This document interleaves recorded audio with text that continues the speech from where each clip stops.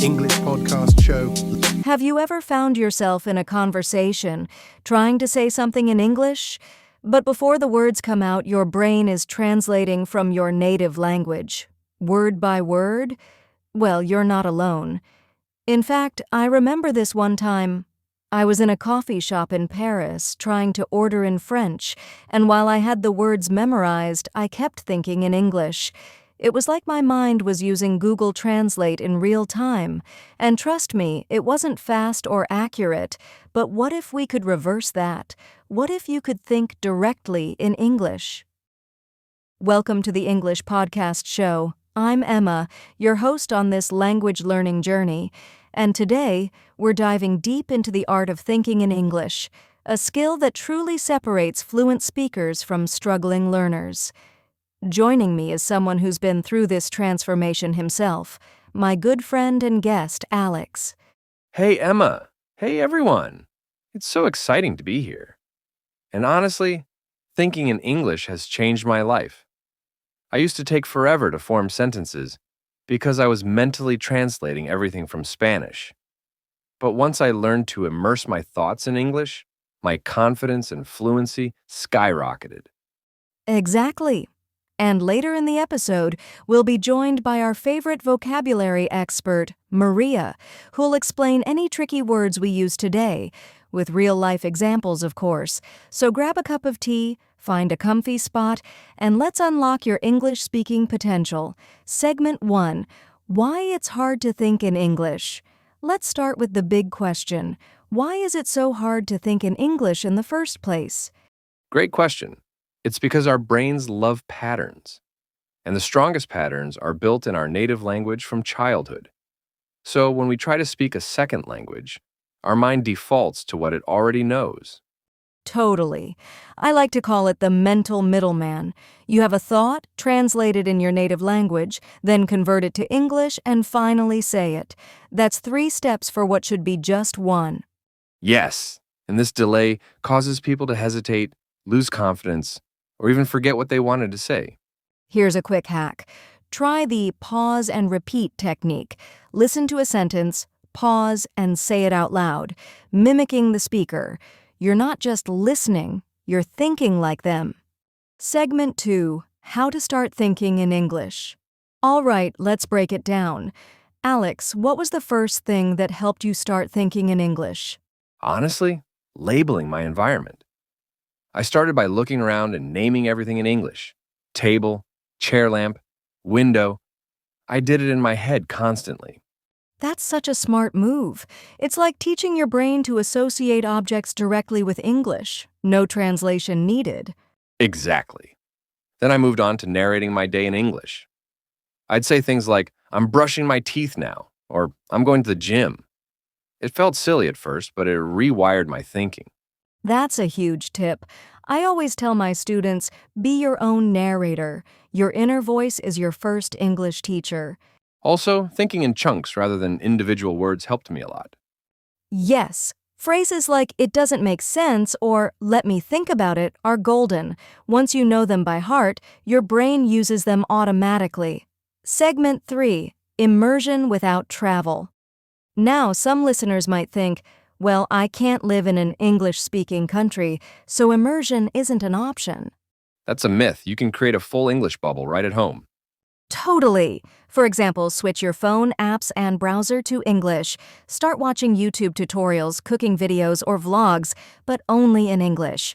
And don't forget about music and podcasts. Listen passively while doing chores or walking. You'll absorb sentence structures, pronunciation, and rhythm without even trying. Here's a quick hack. Try the pause and repeat technique. Listen to a sentence, pause, and say it out loud, mimicking the speaker. You're not just listening, you're thinking like them. That's shadowing, a powerful method. It trains your brain and tongue to move together in English. Segment 4, Make Mistakes on Purpose. Let's talk about the elephant in the room, fear of making mistakes. Oh yeah, I used to avoid speaking because I thought I'd sound stupid. But guess what? Every time I made a mistake, I remembered the correction forever. Same here. Mistakes are not failures. They're your best teachers. And when you start thinking in English, you're bound to make funny or odd combinations. That's okay. In fact, I once said, I cut my finger on a bread instead of on a knife. The memory stuck, and I never got it wrong again.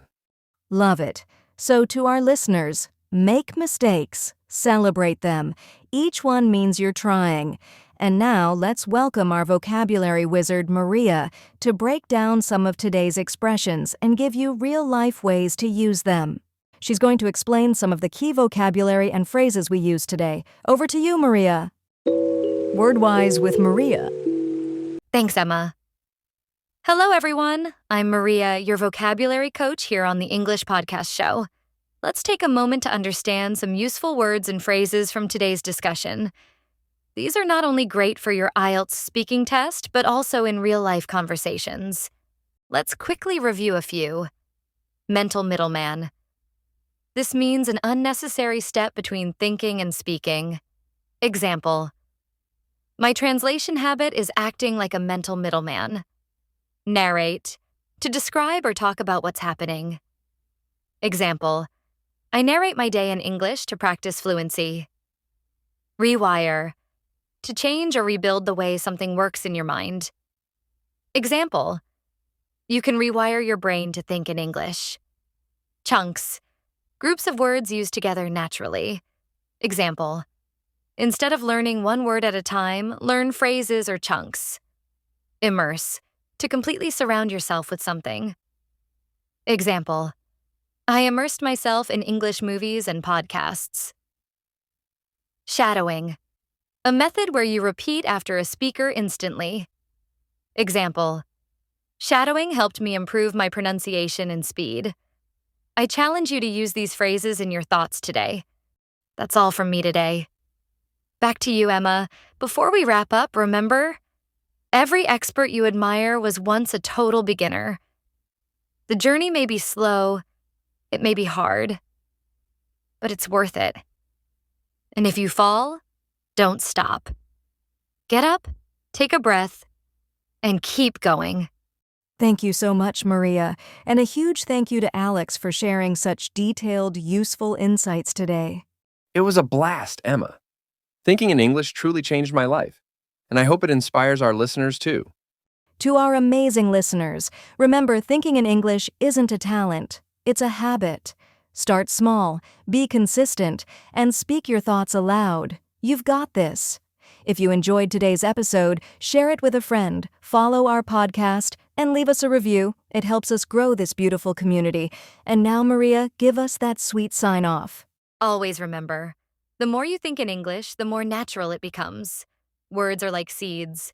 Plant them daily in your thoughts, and soon, your fluency will bloom. See you next time on the English Podcast Show. Keep thinking, keep growing,